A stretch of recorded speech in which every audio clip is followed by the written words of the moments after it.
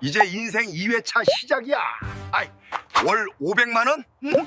더 벌어주겠어. 내가 손님으로 돈을 쓸 때는 몰랐는데 사장이 되면 그 돈을 벌 수 있지 않을까? 32년간 한 직장에서 성실하게 일했습니다. 생산관리부장까지 올라갔죠. 제 손을 거쳐간 물류가 수천억 원어치입니다. 그런 제가 작은 화물차 하나 못 굴리겠습니까? 퇴직금 2억 원, 평생 모은 적금 5천만 원, 합치면 2억 5천만 원. 노후 대비로 충분한 돈이었습니다. 하지만 단 6개월 만에 1억 원이 증발했습니다. 월 수입 500만 원을 보장한다던 그 달콤한 약속. 그 뒤에 숨겨진 진실을 오늘 낱낱이 공개하겠습니다. 시청 전에 구독과 좋아요 꾹 눌러주시면 여러분의 소중한 노후 자금을 지키는 행운이 찾아올 겁니다. 그럼 시작하겠습니다. 제 이름은 박진수입니다. 올해 58세고요. 아내는 55세, 딸은 대학교 4학년입니다. 2011년 2월 저는 중소제조업체에서 명예퇴직을 했습니다. 32년 근속. 고등학교 졸업하고 20살 때 입사해서 52살까지 한 직장만 다녔습니다. 생산관리부장. 그게 제 마지막 직함이었습니다. 제가 다니던 회사는 경기도 시흥에 있는 자동차 부품 제조업체였습니다. 직원이 200명 정도 되는 중소기업이었죠. 크진 않았지만 안정적이었습니다. 현대차, 기아차에 납품하던 곳이라 일감이 끊길 걱정은 없었습니다. 저는 생산관리부에서 일했습니다. 원자재 발주부터 생산 계획, 품질 관리, 출하까지 모든 걸 관리하는 부서였죠. 신입사원 때부터 시작해서 대리, 과장, 차장을 거쳐 부장까지 올라갔습니다. 매일 아침 8시에 출근해서 저녁 6시에 퇴근했습니다. 주말에는 쉬었고요. 월급은 세전 450만 원 정도 받았습니다. 세후로는 370만 원 정도 손에 쥐었죠. 특별히 많은 돈은 아니었지만 성실하게 모았습니다. 아내도 파트타임으로 동네 슈퍼에서 일하며 월 100만 원 정도 벌었고요. 우리 부부는 매달 200만 원씩 썼습니다. 나머지는 다 저축했죠. 집은 이미 있었습니다. 부천의 30평 아파트. 15년 전에 1억 5천만 원에 샀는데 대출 8천만 원을 받아서 샀습니다. 15년 동안 열심히 갚아서 이제 완전히 제 집이 됐습니다. 지금 시세로는 3억 원 정도 됩니다. 딸은 대학교 4학년이었습니다. 인천에 있는 사립대학교 경영학과. 성적도 괜찮았고 성격도 밝았습니다. 자랑스러운 딸이었죠. 대학 등록금은 한 학기에 400만 원, 1년이면 800만 원이 들었습니다. 주말에는 가족끼리 북한산 등산을 자주 갔습니다. 아내가 김밥을 싸오면 정상에서 먹었죠. 소박하지만 행복한 시간이었습니다. 하지만 2008년 금융위기 이후로 분위기가 달라졌습니다. 회사 매출이 줄기 시작했습니다. 자동차 판매량이 떨어지니까 부품 주문도 줄었죠. 2009년부터 회사에서 희망퇴직을 받기 시작했습니다.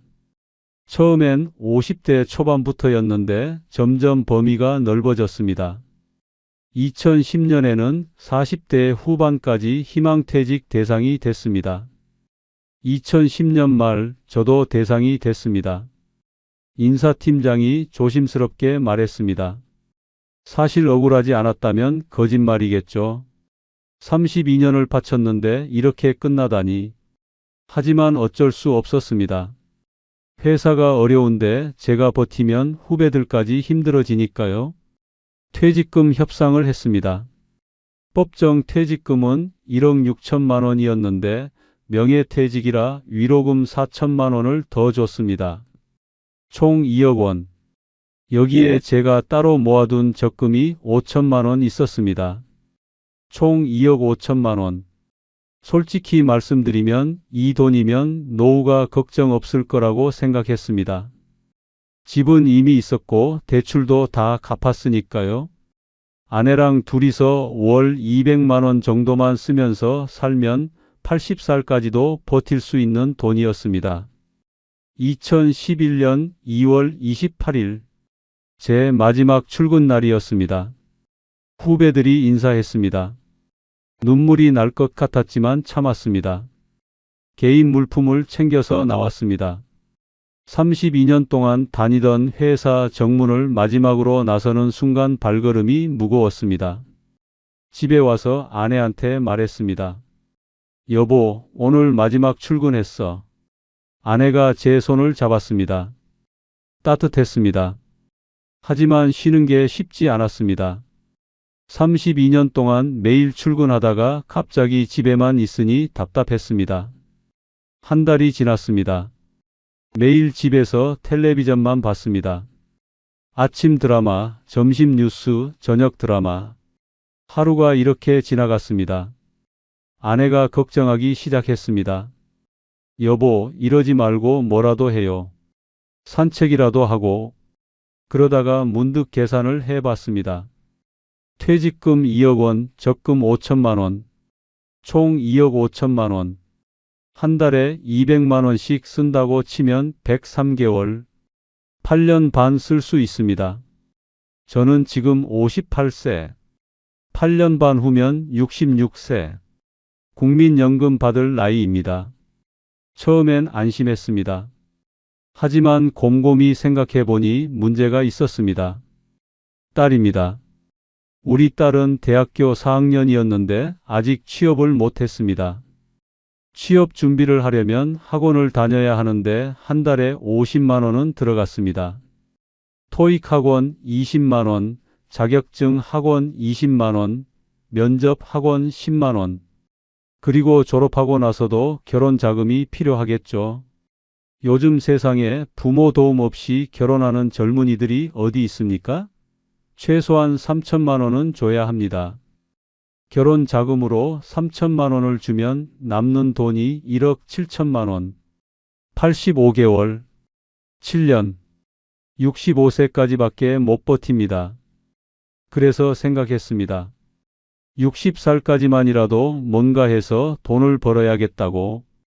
2년만이라도 일하면 퇴직금을 안 쓰고 버틸 수 있으니까요. 재취업을 알아봤습니다. 워크넷에 이력서를 올렸습니다. 경력 32년 생산관리 전문가. 괜찮은 스펙이라고 생각했습니다. 하지만 현실은 달랐습니다. 일주일이 지나도 연락이 없었습니다. 2주일이 지나도 마찬가지였습니다. 직접 회사에 전화를 걸어봤습니다. 저희는 45세 이하만 받고 있습니다. 전화가 끊겼습니다. 한 달 동안 20군데 넘게 전화했지만 전부 나이 제한에 걸렸습니다. 좌절감이 밀려왔습니다. 편의점 알바도 생각해 봤습니다. 하지만 시급이 5천 원, 하루 8시간 일해도 4만 원, 한 달 25일 일해도 100만 원. 이걸로 어떻게 살아? 그러던 어느 날이었습니다. 2011년 3월 중순쯤이었을 겁니다. 구직 사이트를 뒤지다가 눈에 띄는 광고를 봤습니다.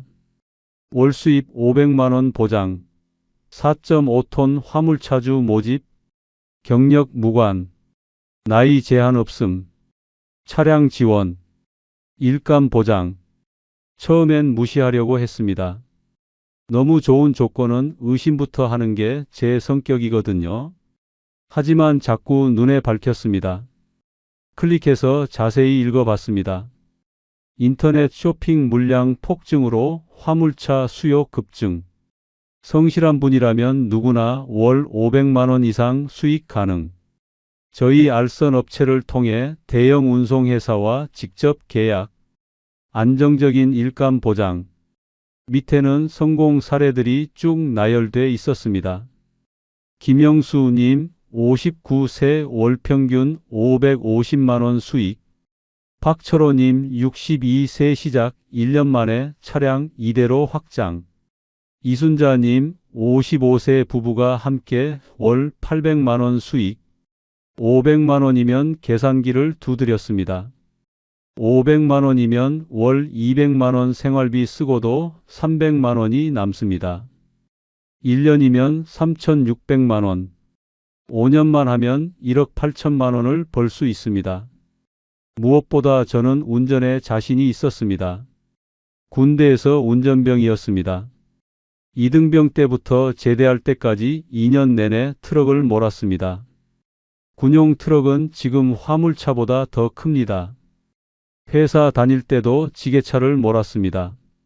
생산관리부장이 됐지만 가끔 창고 일손이 부족하면 직접 지게차를 몰아서 물건을 옮겼습니다. 40년 가까이 차를 몰았지만 사고는 단 한 번도 없었습니다. 보험 할인도 최대로 받았습니다. 40% 할인. 그리고 생산관리 경험도 있잖아요. 물류의 흐름을 제가 제일 잘 압니다. 어디서 물건을 받아서 어디로 보내는지, 재고를 어떻게 관리하는지, 납기를 어떻게 맞추는지 32년 동안 해온 일입니다. 화물차도 결국 물류잖아. 내가 제일 잘 아는 분야야. 자신감이 생겼습니다. 저녁에 아내한테 조심스럽게 말했습니다. 여보, 나 화물차 한번 해볼까 하는데. 아내가 설거지하던 손을 멈췄습니다. 천천히 돌아봤습니다. 화물차요? 갑자기 무슨 소리예요? 구직 사이트 보다가 괜찮은 거 발견했어. 월 500만 원 벌 수 있대. 500만 원이요? 그게 가능해요? 요즘 인터넷 쇼핑 물량이 엄청 많다잖아. 쿠팡, 지마켓, 옥션. 거기서 주문하면 다 화물차로 배송되는 거야. 아내가 걱정하는 표정이었습니다. 그래도 당신 나이가 58인데 힘들지 않아요? 뭘? 나 운전은 자신 있잖아. 군대에서도 2년 내내 트럭 몰았고. 그건 그렇지만 화물차는 크잖아요. 위험하지 않아요? 위험하지 않아. 요즘은 안전장치도 다 돼 있고. 그리고 나 40년 가까이 차 몰았는데 사고 한 번 없었잖아. 한참을 설득했습니다. 여보, 우리 지금 뭐 하고 있어? 집에서 놀고 있잖아. 이러다가 퇴직금 다 까먹어. 딸 결혼 자금도 마련해야 하고. 한참을 고민하던 아내가 말했습니다. 그래요. 당신이 그렇게 하고 싶으면 한번 해봐요. 대신 조건이 있어요. 뭔데? 첫째, 정말 안전하게 해야 돼요. 사고 나면 안 돼요. 당신이 다치면 나는 어떻게 해요? 당연하지. 안전 운전할게. 둘째, 힘들면 언제든지 그만둬야 돼요. 무리하지 말고. 건강이 제일 중요해요. 알았어. 힘들면 그만둘게. 셋째, 돈 문제는 나한테 솔직하게 말해야 돼요. 숨기지 말고. 우리 부부잖아요. 그래, 약속할게. 모든 걸 다 말할게. 다음 날 딸도 불렀습니다. 아빠가 화물차 사업 한번 해볼까 하는데 넌 어떻게 생각해? 딸이 놀란 표정으로 물었습니다. 화물차요? 아빠가요? 응. 요즘 일자리도 없고 집에만 있으니까 답답해서. 딸이 잠시 생각하더니 말했습니다. 아빠 하고 싶은 거 하세요. 아빠가 하면 잘할 수 있을 것 같아요. 평생 성실하게 일하셨잖아요. 딸의 응원이 큰 힘이 되었습니다. 고마워. 아빠가 열심히 해서 너 취업할 때까지 학원비 다 대줄게. 그날 밤 저는 화물차 사업에 대해 인터넷으로 공부하기 시작했습니다. 지입차가 뭔지, 용달이 뭔지, 톤수별로 어떤 차이가 있는지 검색하고 또 검색했습니다. 화물차 관련 카페도 가입했습니다. 회원이 10,000명 넘는 큰 카페에 가입했습니다. 화물차 사업 시작하려는데 조언 부탁드립니다. 글을 올렸습니다. 댓글이 몇 개 달렸습니다. 처음엔 힘들지만 적응하면 괜찮아요. 성실하게만 하시면 돈 벌 수 있습니다. 하지만 마지막 댓글이 신경 쓰였습니다. 알선업체 잘 선택하세요. 사기꾼 많아요. 하지만 제가 본 광고는 믿을 만해 보였습니다. 회사 이름도 있고 사업자 등록번호도 있었습니다. 사무실도 구로 디지털 단지에 있다고 했고요. 일주일 동안 밤마다 검색하고 공부했습니다. 그리고 확신했습니다. 이거다. 내가 할 수 있어. 2011년 3월 25일 저는 광고에 나온 알선업체에 전화를 걸었습니다. 아침 10시쯤이었습니다. 여보세요. 한국물류알선입니다. 밝은 목소리가 들렸습니다. 젊은 남자 목소리였습니다. 아, 여보세요. 화물차 모집 광고 보고 연락드렸는데요. 아, 네. 사장님, 관심 가져주셔서 감사합니다. 어디 사세요? 부천입니다. 아, 부천이요? 완전 좋은 위치시네요. 서울 물류센터 접근성도 좋고 인천 공단도 가깝고 최고의 위치입니다. 기분 좋은 말이었습니다. 나이는 어떻게 되세요? 58입니다. 오, 딱 좋으신데요? 너무 젊으면 끈기가 없고 너무 많으시면 체력이 안 되는데 50대 후반이 딱 적당하세요. 그런데 정말 월 500만 원 벌 수 있나요?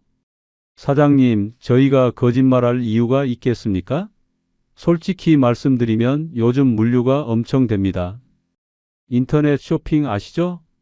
거기서 주문하면 다 화물차로 배송되는 겁니다. 일감이 넘쳐나요. 사장님 혹시 경력이 어떻게 되세요? 저는 제조업체에서 생산 관리를 32년 했습니다. 오, 완벽하시네요. 생산 관리 하셨으면 물류 시스템 이해가 빠르실 텐데요. 제 경력을 인정받는 느낌이었습니다. 기분이 좋았습니다. 그럼 한번 사무실로 방문해 주시겠어요? 자세한 설명 드리고 계약 진행 여부 결정하시면 됩니다. 상담만 받으셔도 괜찮아요. 알겠습니다. 언제 가면 될까요? 내일 오전 10시 어때요? 좋습니다. 다음 날 저는 깔끔하게 옷을 차려입고 구로 디지털 단 지역으로 향했습니다.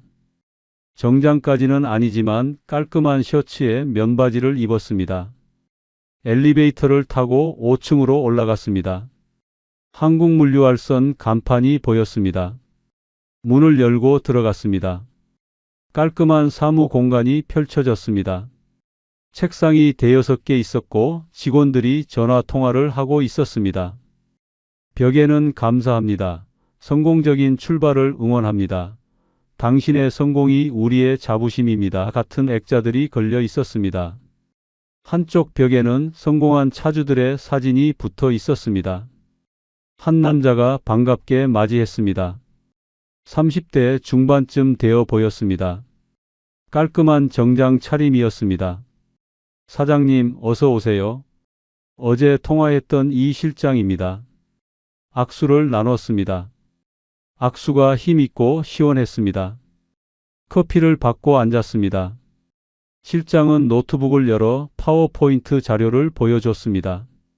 사장님, 저희는 2006년부터 화물차 알선 사업을 해왔습니다. 올해로 6년째고요. 지금까지 800명 넘게 화물차주들을 배출했습니다. 현재 500명 정도가 저희 소속으로 일하고 계십니다. 화면에는 회사 연역이 나왔습니다.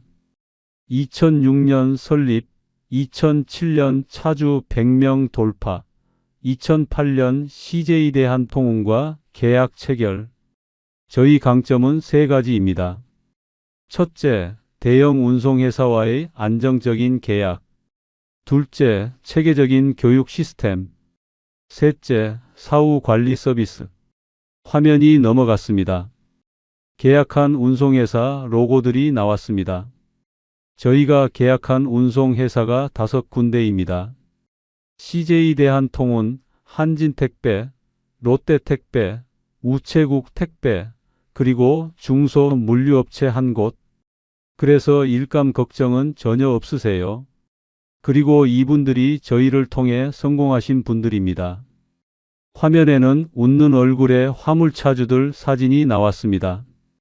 이분이 김영수 사장님인데요. 작년에 시작하셔서 지금 월 550만 원 버시고 계세요. 이분은 박철호 사장님, 재작년에 시작하셔서 이제 차를 2대로 늘리셨어요. 성공 사례들이 쭉 나열됐습니다. 저희 차주들 평균 수익이 월 450만 원입니다. 물론 처음엔 적게 보세요. 적응 기간이 필요하니까. 하지만 6개월 정도 지나면 500만 원은 거뜬히 버실 수 있어요. 그런데 왜 이렇게 차주를 많이 모집하나요? 날카로운 질문이었죠. 실장이 웃으며 대답했습니다. 아, 좋은 질문이세요. 솔직히 말씀드리면 운송회사에서 차가 부족해요. 인터넷 쇼핑이 폭발적으로 늘어나는데 차주가 부족한 겁니다. 그래서 저희 같은 알선 업체를 통해서 차주를 확보하는 거예요. 저희는 일종의 중간 다리 역할을 하는 겁니다. 차주들을 모집해서 운송회사에 연결해주고 그 대가로 알선 수수료를 받는 거죠. 설명이 논리적이었습니다. 의심할 여지가 없었습니다. 그럼 비용이 얼마나 드는지 말씀드릴게요. 화면이 다시 넘어갔습니다. 우선 차량 구입비가 있습니다. 4.5톤 중고 화물차 기준으로 3,500만 원에서 4천만 원 정도입니다. 그럼 3,800만 원짜리 괜찮은 차 하나 소개해 드릴게요. 2008년식 현대 메가트럭인데 주행거리 8만 킬로미터.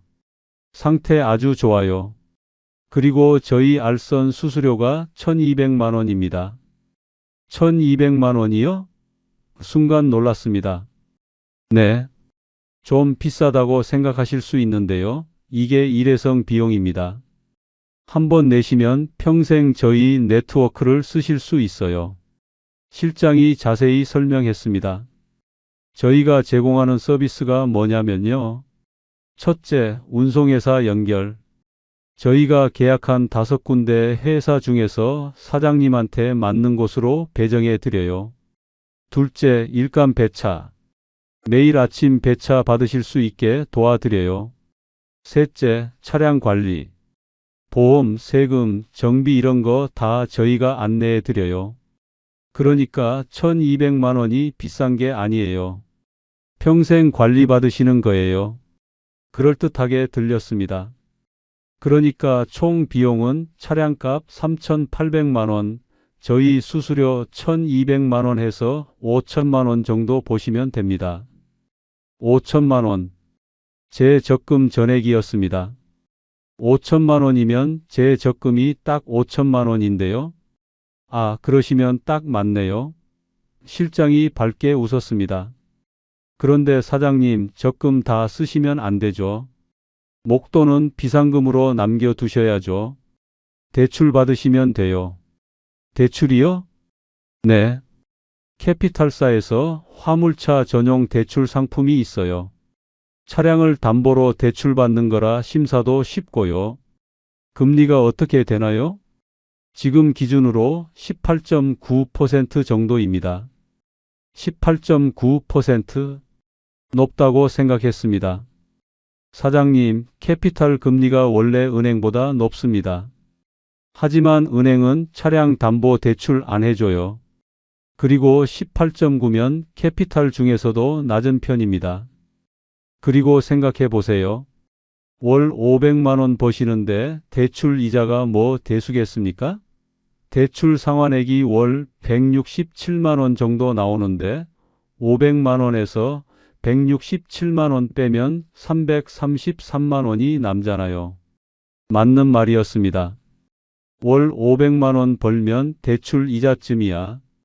5천만 원 빌리시면 월 상환액이 167만 원 정도 나오네요. 실장이 계산기를 두드렸습니다. 계산을 해봤습니다. 500만 원에서 167만 원 빼면 333만 원. 생활비로 200만 원 쓰고 133만 원 저축하면 1년이면 1600만 원. 괜찮은데? 집에 돌아와서 아내와 다시 상의했습니다. 여보, 다녀왔어. 어땠어요? 괜찮아 보였어. 사무실도 깔끔하고 직원들도 많고 성공 사례도 많더라. 비용은 얼마래요? 총 5천만 원인데 대출 받아서 하면 어떨까? 대출이요? 우리 적금 있잖아요. 적금은 비상금으로 남겨두자고. 대출은 수익으로 갚으면 돼. 금리가 얼마인데요? 18.9%? 어머, 그렇게 높아요? 캐피탈이 원래 그렇대. 근데 월 500만 원 벌면 금방 갚아. 167만 원씩 갚으면 되는데 333만 원이 남잖아. 한참을 고민하던 아내가 말했습니다. 당신이 좋다면 해봐요. 대신 정말 조심해서 하고 힘들면 언제든지 그만둬야 돼요. 일주일 후 저는 다시 알선 업체를 찾았습니다. 사장님, 결정하셨어요? 네, 하려고요. 실장은 서류 뭉치를 꺼내더니 설명하기 시작했습니다. 여기 이건 차량 매매 계약서고요. 이건 운송 계약서. 이건 알선 수수료 계약서. 이건 대출 신청서입니다. 여기 서명해 주시면 됩니다. 서류가 너무 많았습니다. 20장도 넘어 보였습니다. 하나하나 읽어봐도 될까요? 물론이죠. 근데 시간 좀 걸리세요. 20장 넘으니까. 저는 첫 장부터 읽기 시작했습니다. 하지만 법률 용어가 많아서 이해하기 어려웠습니다. 사장님, 제가 간단히 설명해 드릴게요. 하나하나 읽으시면 시간 오래 걸려요. 실장이 빠르게 설명했습니다. 여기는 차량 매매 계약서예요. 3,800만 원에 차 구입한다는 내용이에요. 여기 서명. 여기는 알선 수수료 계약서예요. 1,200만 원 내시고 저희 서비스 평생 이용하신다는 거예요. 여기 서명. 빠르게 설명이 이어졌습니다. 읽어볼 시간이 없었습니다. 뭐, 알선 업체가 사기 칠 리는 없겠지. 사업자 등록도 돼 있고 사무실도 이렇게 큰데. 저는 시키는 대로 서명하고 도장을 찍었습니다. 첫 번째 실수였습니다. 그리고 화물차 운전 교육이 이틀 있습니다. 4-6시간 교육인데요. 안 받으시면 영업 허가 안 나와요. 교육비 30만 원이에요. 30만 원을 카드로 결제했습니다. 일주일 후 대출 승인이 났습니다. 5천만 원. 금리 18.9%. 60개월 할부. 월 상환액 167만 원. 화물차 운전 교육도 받았습니다. 이틀 동안 아침 9시부터 저녁 6시까지. 교육받는 사람이 저 포함해서 15명 정도 됐습니다. 다들 50대였습니다. 쉬는 시간에 옆 사람한테 물었습니다. 어떻게 하시게 됐어요? 저요? 저도 명예퇴직하고 구직 사이트 보다가요. 저도요. 정말 월 500만 원 벌 수 있을까요? 글쎄요.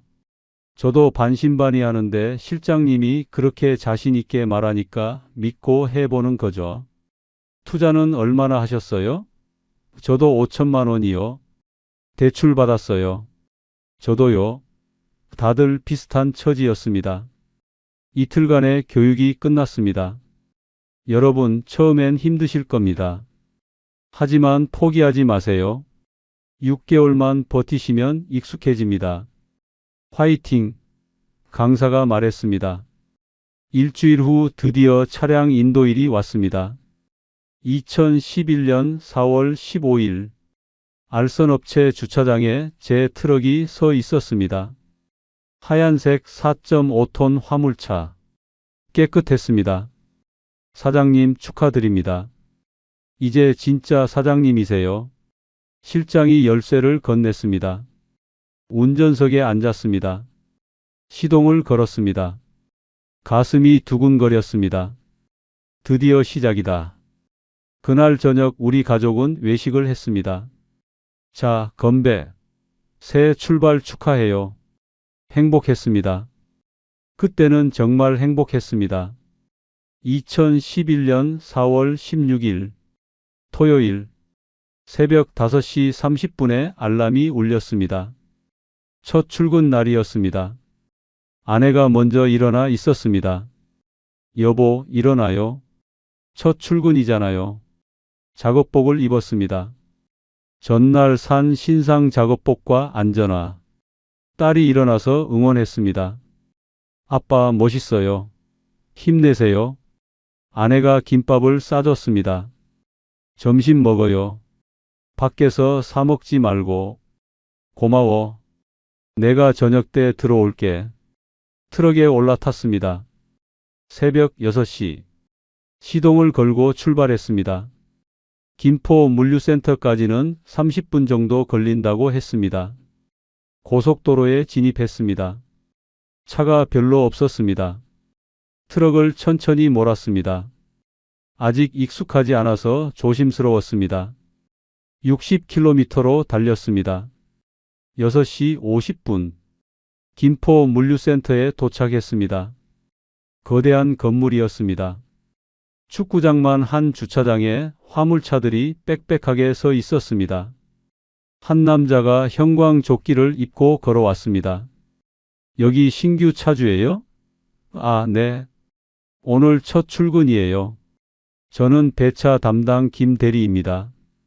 첫날이니까 쉬운 거 드릴게요. 안산 공장에서 평택 공장으로 부품 운송이에요. 운임은 15만 원입니다. 15만 원이요? 순간 놀랐습니다. 네. 거리가 짧아서 단가가 낮아요.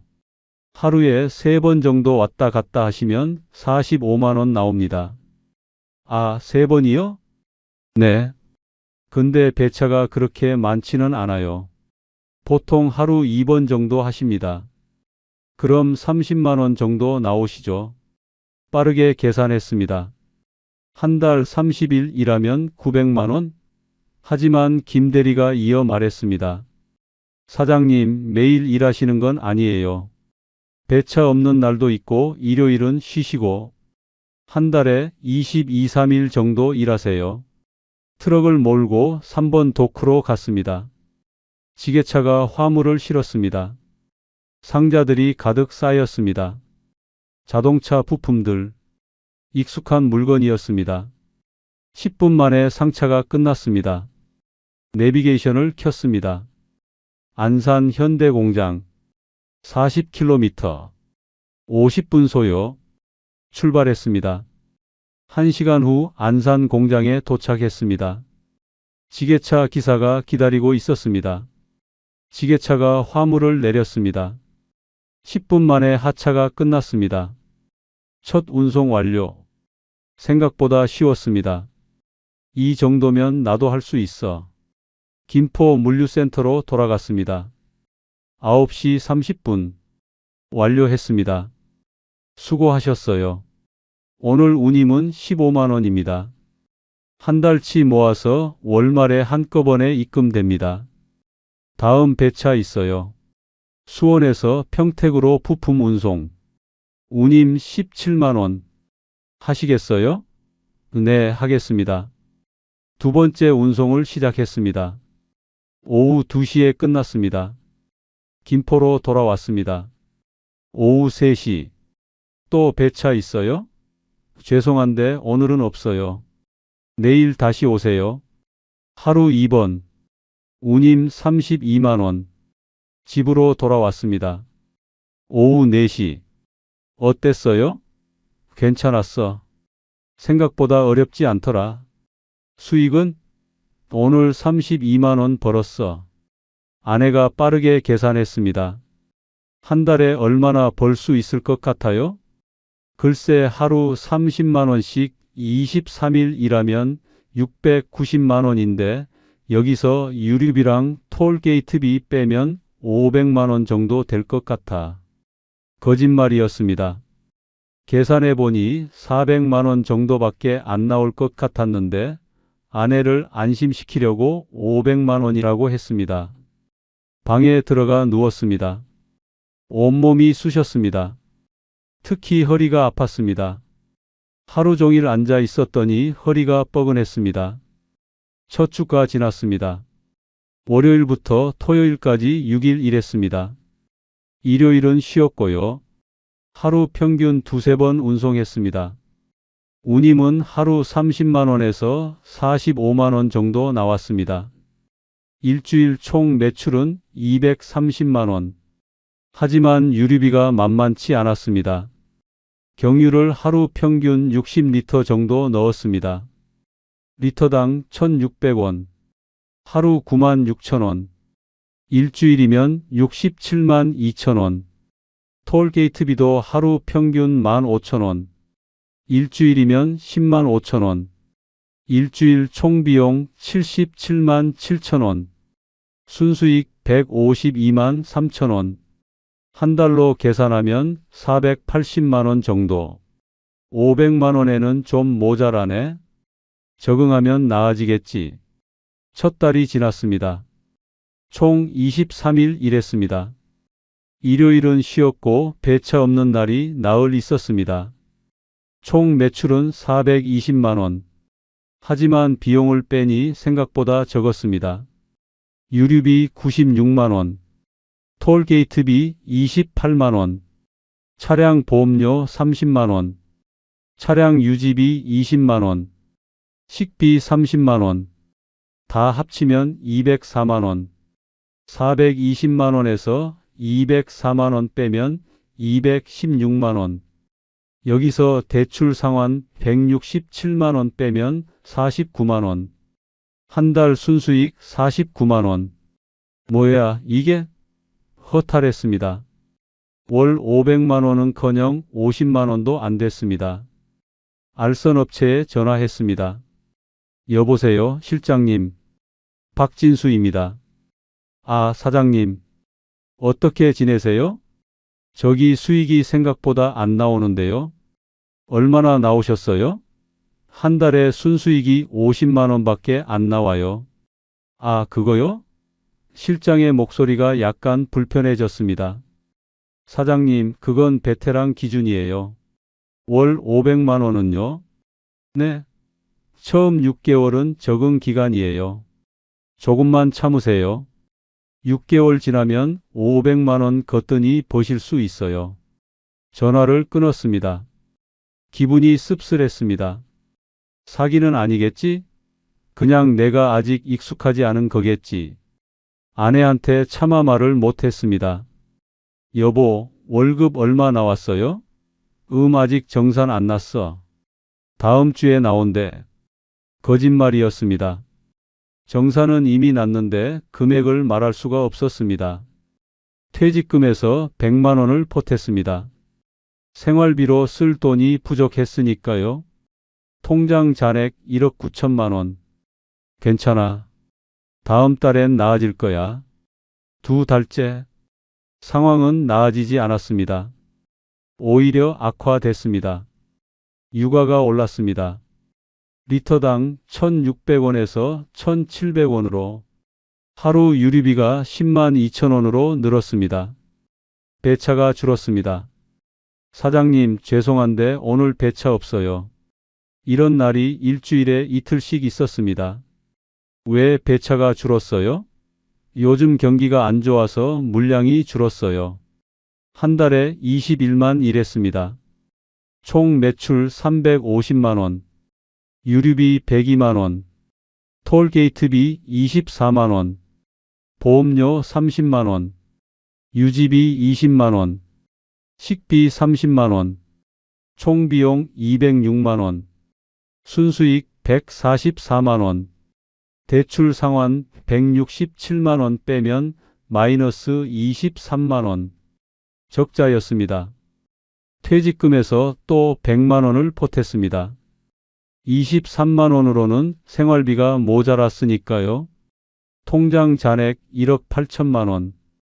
2달 만에 200만 원이 줄었습니다. 아내가 눈치챘습니다. 여보, 요즘 월급 얼마 나와요? 글쎄 250만 원 정도? 250만 원이요? 500만 원 벌 수 있다면서요? 아직 적응 기간이야. 조금만 기다려봐. 정말 괜찮은 거예요? 혹시 손해보는 건 아니죠? 아니야. 손해는 안 봐. 조금 적게 나올 뿐이야. 거짓말을 또 했습니다. 세 달째. 드디어 이상한 점을 발견했습니다. 대출 서류를 다시 살펴보다가 첨부된 차량 매매 계약서를 봤습니다. 계약서에 적힌 차량 가격이 6,500만 원이었습니다. 내 차는 3,800만 원인데? 다시 읽어봤습니다. 분명히 6,500만 원이라고 적혀 있었습니다. 차량 번호도 확인했습니다. 782-6789. 이건 내 차 번호가 아닌데? 제 트럭 번호는 63-2345였습니다. 등록증을 꺼내 확인해 봤습니다.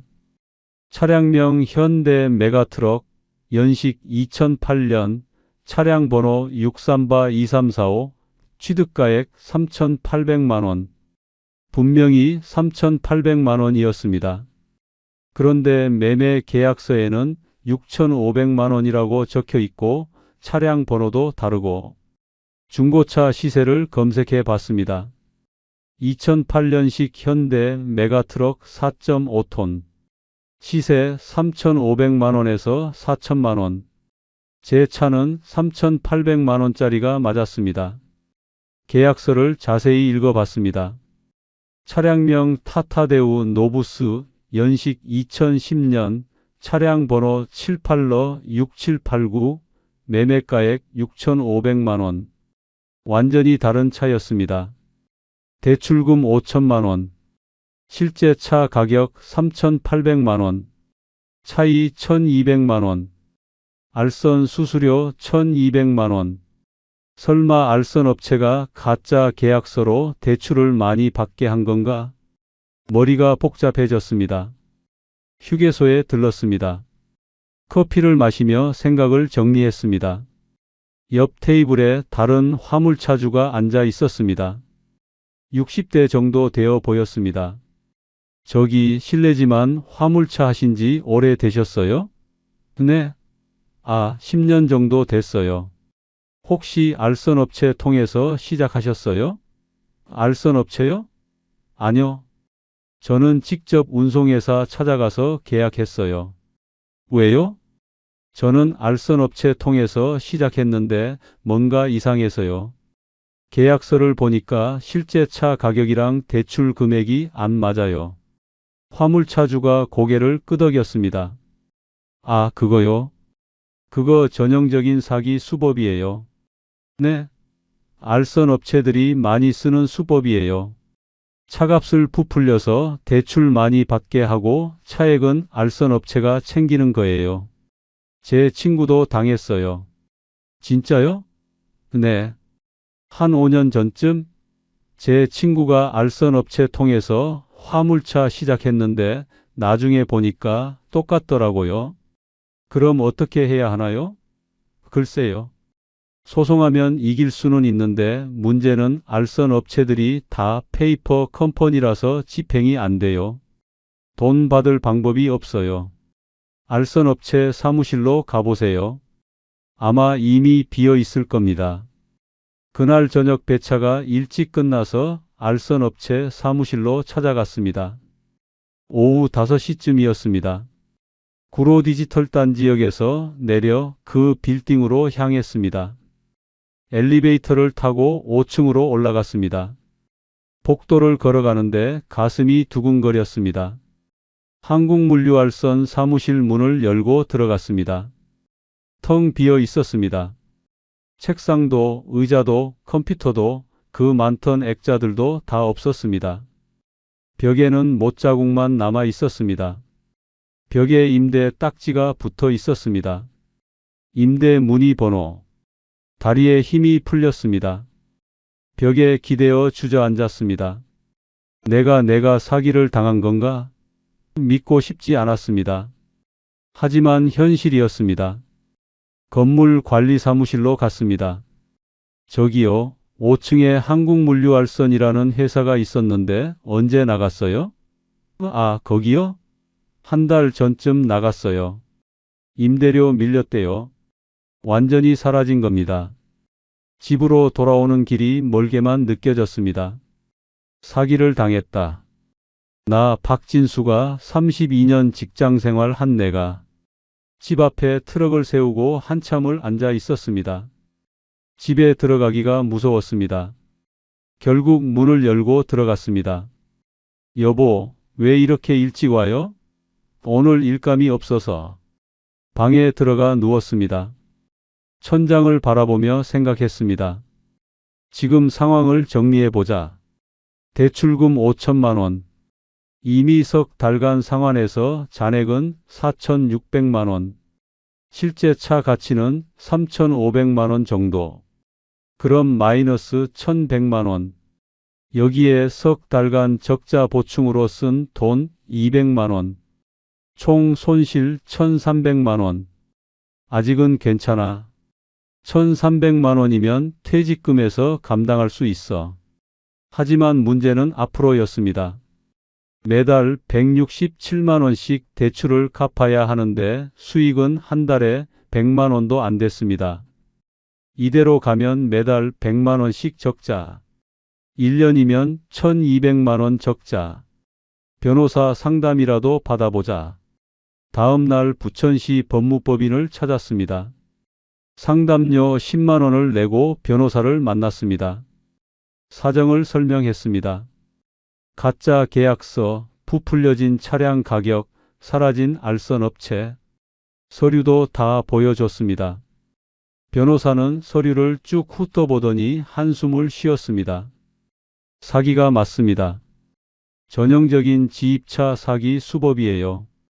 차량 가격을 부풀려서 대출을 많이 받게 한 거죠. 그럼 소송하면 이길 수 있나요? 이길 수는 있습니다.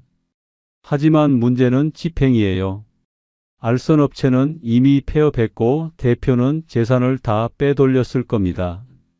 그럼 제가 손해를 고스란히 떠안아야 한다는 거예요? 안타깝지만 그렇습니다. 그리고 한 가지 더 문제가 있어요. 캐피탈사는 합법적으로 대출해줬습니다. 서류상 하자가 없거든요. 그래서 캐피탈사한테는 책임을 물을 수 없어요. 말도 안 돼요. 법적으로는 그렇습니다. 그럼 저는 어떻게 해야 하나요? 두 가지 선택지가 있습니다. 첫째, 계속 화물차 일을 하면서 대출을 갚는다. 둘째, 차를 처분하고 퇴직금으로 대출을 정리한다. 차를 처분하면 얼마나 받을 수 있나요? 지금 시세로 3천만 원에서 3,500만 원 정도 받을 겁니다. 그럼 1,500만 원은 제가 손해보는 거네요. 네. 여기에 지금까지 쓴 돈까지 합치면 총 2천만 원 정도 손실이실 겁니다. 상담을 마치고 나왔습니다. 상담료까지 합치면 총 손실 1,400만 원. 집에 와서 아내한테 말했습니다. 더 이상 숨길 수가 없었습니다. 여보, 나 사기당한 것 같아.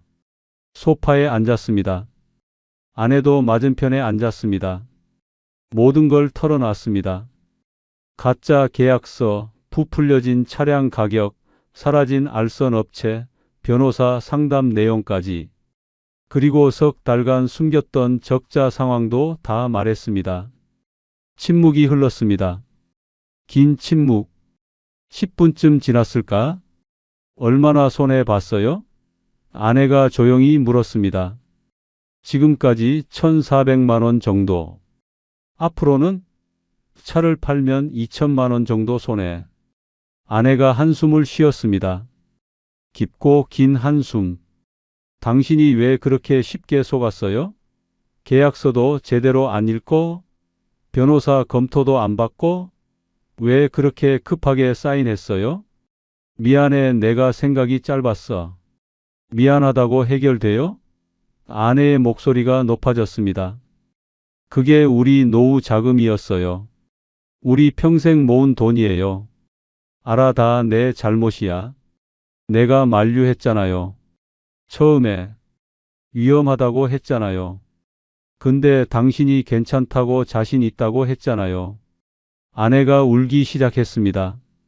이제 어떻게 하려고요? 계속 할 거예요? 그만둘 거예요? 모르겠어. 생각 좀 해봐야 할 것 같아. 생각이요? 이미 늦었어요.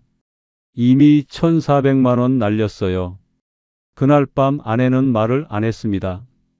방에 들어가서 나오지 않았습니다.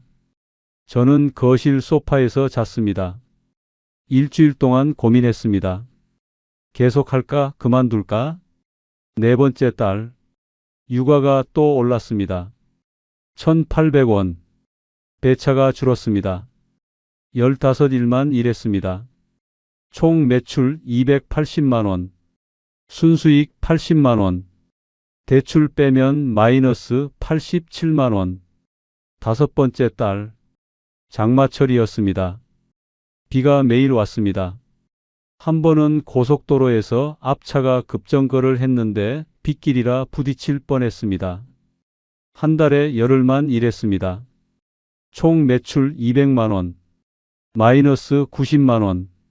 여섯 번째 달, 더 이상 버틸 수 없었습니다. 몸이 말을 안 들었습니다. 허리가 너무 아팠습니다. 병원에 갔습니다. MRI를 찍었습니다. 비용 30만 원. 허리 디스크 초기 증상이에요. 1개월은 쉬셔야 해요. 마음도 지쳤습니다. 아내와 말도 안 했습니다. 딸이 학원을 그만뒀습니다. 아빠, 저는 혼자서도 충분히 공부할 수 있어요. 가슴이 찢어지는 것 같았습니다. 2011년 9월 15일, 화물차를 시작한 지 5개월째 결정했습니다. 그만두자. 2011년 9월, 저는 차를 팔기로 결정했습니다. 중고차 매매상을 찾아갔습니다. 사장님, 이 차 얼마에 팔 수 있을까요? 매매상이 차를 쭉 훑어보더니 문을 열고 들어가 시동을 걸어봤습니다. 3,200만 원 드릴겨? 네. 4천만 원 주고 산 건데요.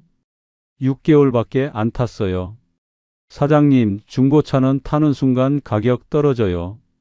3,200이면 좋은 가격이에요. 결국 3,200만 원에 팔았습니다. 대출 잔액은 4,400만 원. 3,200만 원을 입금했습니다. 남은 대출 1,200만 원. 퇴직금에서 1,200만 원을 꺼내 갚았습니다. 총 손실 계산을 했습니다. 알선 수수료 1,200만 원. 차량 손실 800만 원. 대출 이자 300만 원. 6개월간 적자 보충 480만 원. 교육비, 변호사 상담료, 병원비 등 100만 원. 다 합치면 3,700만 원. 통장 잔액 1억 5,800만 원. 6개월 만에 4,200만 원이 증발했습니다. 눈물이 났습니다.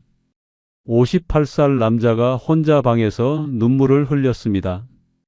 다음 날부터 구직 활동을 시작했습니다. 워크넷, 잡코리아, 사람인. 열흘 동안 20군데 넣었습니다.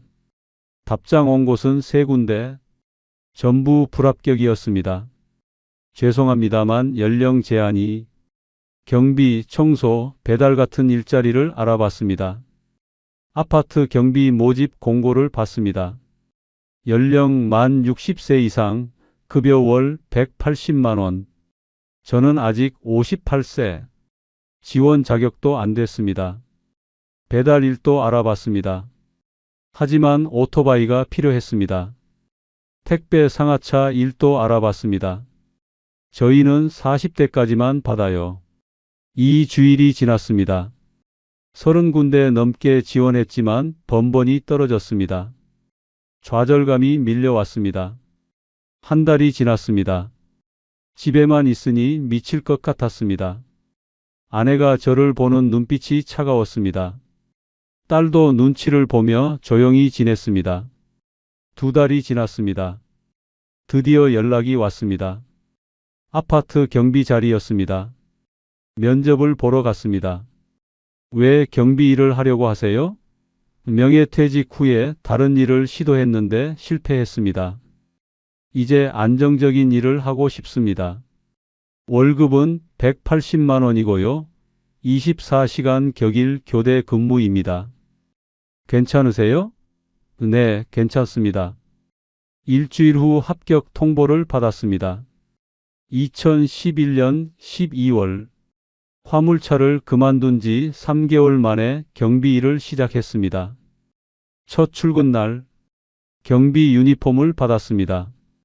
회색 정복에 모자, 탈의실에서 옷을 갈아입었습니다. 거울을 봤습니다. 32년 직장 생활, 부장까지 했던 제가 경비 유니폼을 입고 있었습니다. 눈물이 났습니다. 하지만 참았습니다. 경비실로 갔습니다.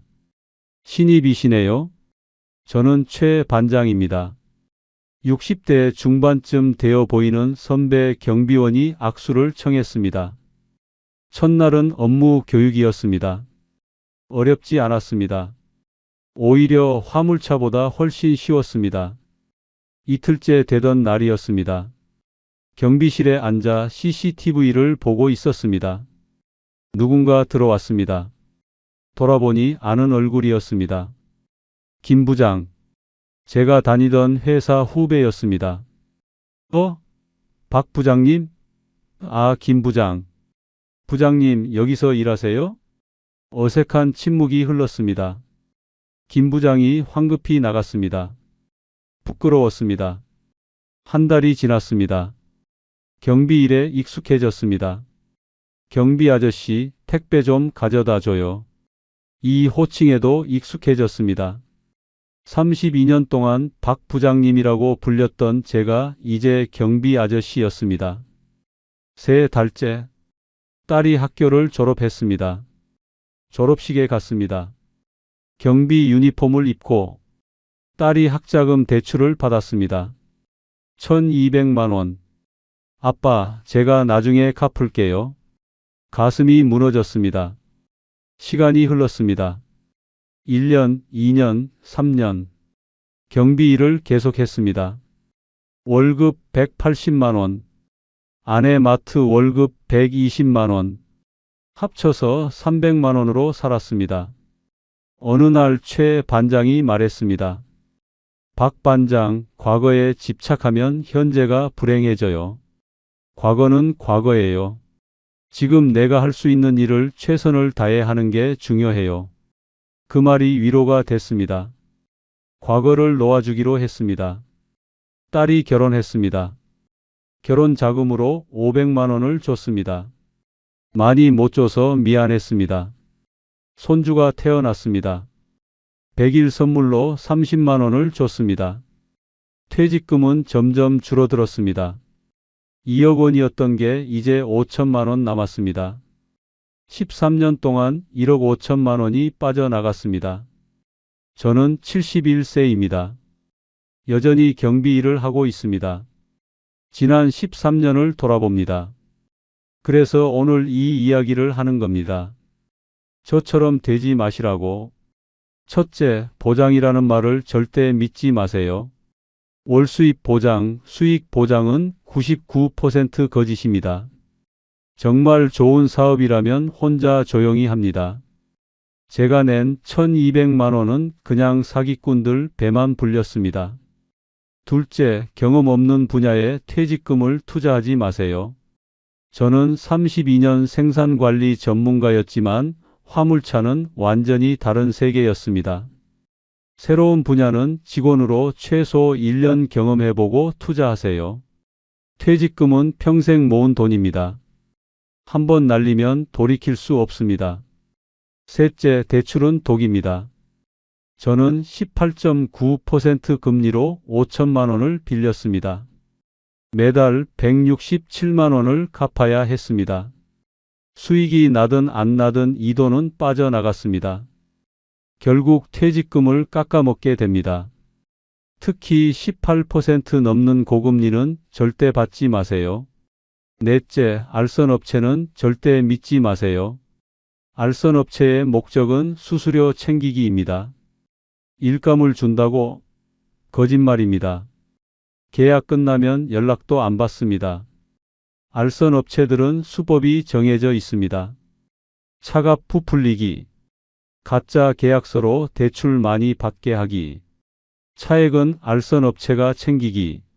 저는 1,200만 원을 이렇게 빼앗겼습니다. 다섯째, 서류는 반드시 꼼꼼히 확인하세요. 저는 20장 넘는 서류에 그냥 사인했습니다. 거기에 가짜 계약서가 있었습니다. 서류 사인할 때 시간을 충분히 달라고 하세요. 집에 가져가서 보고 사인하겠다고 말하세요. 만약 상대방이 지금 해야 한다고 재촉하면 그건 사기입니다. 서류를 변호사한테 보여주세요. 비용이 100만 원 들어도 괜찮습니다. 그 100만 원이 억 단위 손실을 막아줍니다. 여섯째, 가족과 상의하세요. 저는 아내한테 제대로 상의하지 않았습니다. 대출 받는다는 것, 고금리라는 것, 알선 수수료가 1,200만 원이나 된다는 것, 이런 걸 숨겼습니다. 만약 제가 다 말했다면 아내가 말렸을 겁니다. 일곱째, 욕심을 버리세요. 솔직히 말씀드리면 저는 욕심이 있었습니다. 월 500만 원. 이 말에 솔깃했습니다. 하지만 세상에 쉬운 돈은 없습니다. 만약 누가 쉽게 월 500만 원 벌 수 있다고 하면 그건 사기입니다. 여덟째, 실패를 빨리 인정하세요. 저는 6개월 동안 버텼습니다. 첫 달부터 적자였는데도 다음 달엔 나아질 거야 했습니다. 만약 첫 달에 그만뒀다면 손실이 1,000만 원 정도였을 겁니다. 하지만 6개월을 버티니까 3,700만 원이 날아갔습니다. 아홉째, 나이를 고려하세요. 저는 58세에 화물차를 시작했습니다. 솔직히 체력적으로 힘들었습니다. 50대 이후에는 육체 노동이 힘듭니다. 특히 화물차, 배달, 건설 현장은 젊은 사람들 일입니다. 열째, 현실을 직시하세요. 저는 제 능력을 과대평가했습니다. 나는 32년 경력자야. 화물차 정도는 쉽게 할 수 있어. 하지만 현실은 달랐습니다. 화물차는 화물차만의 세계가 있었습니다. 저는 신입이었습니다. 저는 지금 71세입니다.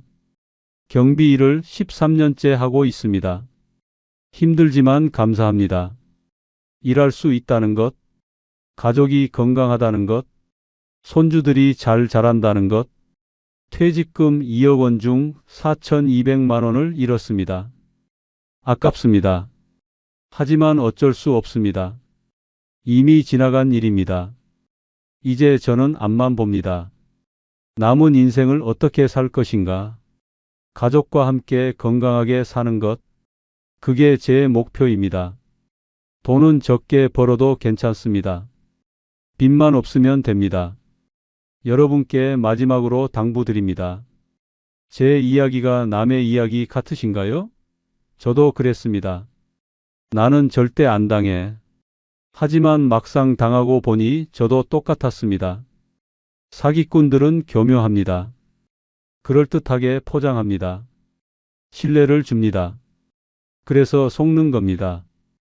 여러분, 제발 조심하세요. 특히 50대 이상 은퇴를 준비하시는 분들, 퇴직금은 평생 모은 돈입니다. 한순간의 욕심으로 날리지 마세요.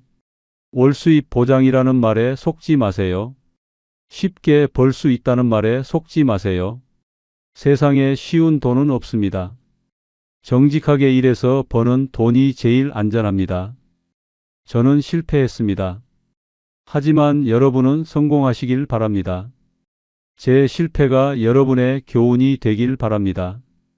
오늘 이야기가 조금이라도 도움이 되셨다면 구독과 좋아요 부탁드립니다. 여러분의 작은 관심 하나하나가 또 다른 누군가의 피해를 막을 수 있는 힘이 됩니다.